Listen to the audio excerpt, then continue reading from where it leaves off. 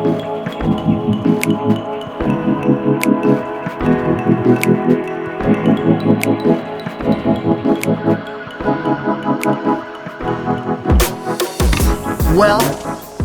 I'm here with Mr. Lance Stegman. Lance Stegman recently, within the past year or so, graduated from Rhema Bible College in Rhema, Bible College in Tulsa, Oklahoma.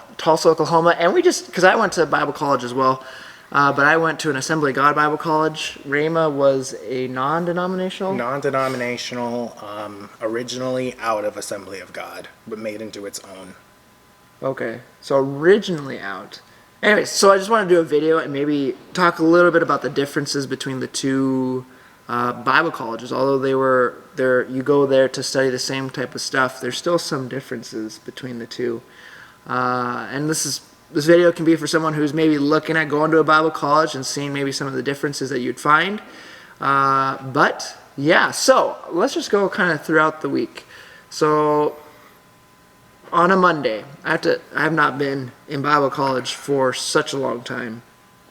Since it's been 6 years for me, so I have to remember the schedule again. If I remember correctly, though, on Monday there was no chapel for us, but Tuesday, Wednesday, Thursday, Friday there was. So chapel was essentially, it was kind of like a church service that you'd have each week, and ours was about an hour long, if I remember right. So Tuesday to Friday you'd have chapel. Monday you wouldn't, and it was a mandatory thing that you had to attend. Everybody in the school, no matter what your major was. And what about you? Did you guys have chapel? Well, Pastor David, we had early morning prayer Monday through Friday. Okay. And Tuesdays we would have a exaltation, we would call it, where we would have worship service. The dean or the director of the college would speak to us, and then Thursdays was more of a orientation for the weeks to come. Okay. So only one day of worship, chapel. But then, so how long was the prayer portion mandatory? No. The prayer portion was kind of a coming together of the students and praying for the country and for each other and for the student body. So you guys were set up a little bit differently, though, because wasn't your college in partnership with a local church or something like that? Yes, the church was first, Rhema Bible Church, and then the college came after the church. The founders of the church, Kenneth and Lynette Hagin, started the church and the college. How long ago, do you know? No, I do not. Okay. I think it was, I have to go back and do some research on Trinity, but I think in the 40s or 50s for Trinity when that started. It came out of a state school. NDSU had their industry school there or something like that. My father-in-law, if he sees this video, he's going to correct me and comment on it. That is incorrect. But yeah, so Bible college, what were the numbers at your college? How many students did you have? And was it a 2-year college or a 4-year college? 2-year official college, and then you could go a 3rd year for a specialty program, and you could keep adding on a year for another specialty program. So for us at Trinity, you could get your associates, or you get your bachelor's. Associates is 2 years, bachelor's is 4. And you had your generals, you had the different majors that we had. You could teach, you could go into business, you had your ministerial, so missions, pastoral, youth, kids, all those type of things. You could specialize in it. Most of the time you did 4 years if you were going into ministry. But those were the majors for us. Did you guys have anything? So did you go there if you felt like you were going into ministry, or did they have other outlets to? You would come to Rhema if you wanted to become stronger in your walk with the Lord, if you wanted to have a broadened knowledge of God's Word. For the first year was kind of a general, just to kind of get you into the basics, and a foundation was laid. So it was more to make you more like a student of Scripture than anything else. That would be the first year, yes. And then the second year, you could continue on with that, where you would be studying individual books. a little closer and have more classes on just how to grow personally. Okay. And there were several different programs you could do second year. There was a helps ministry you could go into second year. There was a pastoral, Ministry. yeah, a pastoral area that you could go into second year, associates. Youth, kids, and all that normally. That was a third year program. You could do Okay. itinerant ministry second year, Okay. missions second year. Okay. So I think the college that I went to was set up more traditionally, more like a state school, and I think it sounds like yours was I don't know how to, like a more hyper version of it, where you got to what you were going into ministry for quicker, Yes. and so in that way you'd be spending less money, which is good, especially if you're going into ministry. Because if you're going into ministry, you don't expect to make much money. But one of the things that I think a lot of people don't realize, especially if they are, because Trinity did Rhema have sports at all? Yes, basketball, Rhema Eagles. Okay. Anything else? And then they had football and they had soccer. Those were just, and volleyball. Those were just sports you could be involved in. So intramurals? Intramurals, Okay. yes. Trinity has basketball, cross country, football, volleyball. Those are the sports that they have. But one of the things, like, we would have sports kids come, and I don't think they would realize the restrictions or the, I guess, boundaries that you'd have in a Bible college. Like, we would have curfews every night. I think after 11 or 11:30, the dorms would lock, and if you weren't in by then you would be fined, and after so many fines, you'd get into more trouble or something like that. So you had curfews. Girls couldn't be in guys' dorms.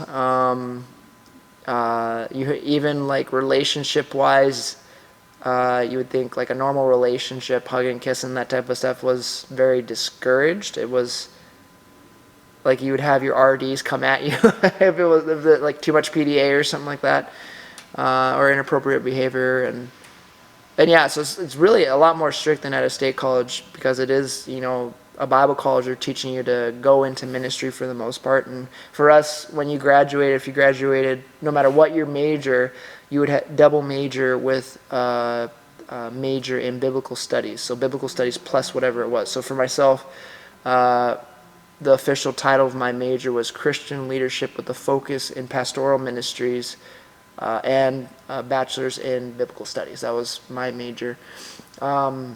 Was it like that at Rhema too, where they had these restrictions, or was it a little more free? Or Rhema did have quite a few restrictions. There was a dress code for coming to class.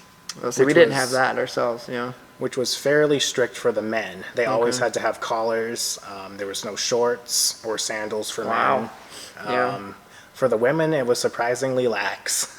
It got a little bit too relaxed. It wasn't fair. They got to wear T-shirts and basically Really? a lot of casual outfits. That's interesting. For student housing was across from the college, kind of a private area, and they did have a curfew, which was midnight. Okay. But you weren't fined. It was just discouraged to be out after midnight. Okay.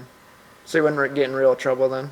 No. The supervisor at the student housing would come and talk to anybody who would have their lights on or would be Yeah. having a party or loud noises coming out of their dorms. Yeah, that's even lights on, huh?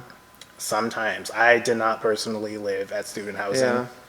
That's interesting. For us, you could have your lights on. You just had to be quiet and be respectful of everybody else. But, I mean, you could stay up as late as you wanted. Like, they didn't keep you accountable for that. You just had to be in the actual dorm building by that time. I believe what I heard was if it was loud noises coming out and like cars that did not have a Rhema sticker or a student housing sticker in front of your apartment, Yeah. then you might get a visit from the. Okay. And then finally here, because we are at a youth and children's pastor training thing right now, so we're running out of time, and I want to do another video with him about his testimony, quick, but just financial. I know for Trinity, if you're on the meal plan, it's a private college, okay, not a state college. If you're on the meal plan, if you are in their dorms, plus taking a full load, which is 16 credits, I believe, yearly, that's about $19,000 for the year, so 2 semesters. What was it like at Rhema? At Rhema Bible College, the costs were very low for the students. Individual students coming into to registration would have to right there put a check in for $1,050 and then pay allotments of $300 every single month until the end of the year. Rhema has a lot of partners that come together and pay the majority of the students' bills in that area. Alumni, church members from their congregation, just people supporting Rhema. It's a huge help for the students. Yeah. Wow, that's pretty good. I think But you have to pay $300 every single month. It can't be just a loan and paid later. It can't be overtime through the summer. It has to be $1,050 and then $300 every single month. so. If you're going normally late August, but September, October, November, December, that'd be about 1,500. Yeah. But you would be paying throughout the entire year. Yeah. Up So about through 50, April. about 15 plus the 15 at the beginning.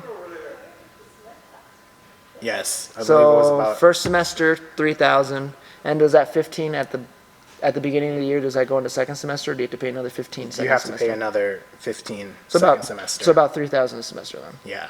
Okay. That's not bad. You know, if you're watching this and you're looking at going to Bible college, one of the things to do is realize that in ministry, you're not going into ministry to make a bunch of money. And so you want to set yourself up properly so that you're not paying off a bunch of debt by the time you're done with it, because you're not going to make a bunch of money in ministry. And you don't want to be having that burden on top of your shoulders of paying off a debt while still trying to make an income on a minister's income and just trying to survive that way. So set yourself up right in that way. Look for those right colleges, look for those scholarships. If you have scholarships, apply for every single one that you can. Try to get as much financial help as you can before you go and you pay off, or you go and take out loans from a bank or anything like that, because you don't want to deal with that. Try to leave college with the least amount of debt as you can, and that will help set you up better for ministry. Okay? That's what we just hit this really quick. We got 10 minutes. We're going to do another video here really quick. But yeah, I think I'll do another video here in the future talking about my college education. And now that I'm past it, I'm 6 years past it, and been in ministry full-time in a position for about 5 years now. A thing where if I could go back to myself deciding what to do to get prepared for the ministry, something I would do instead of going to Bible college. So I'll do that. Look for that in the future video.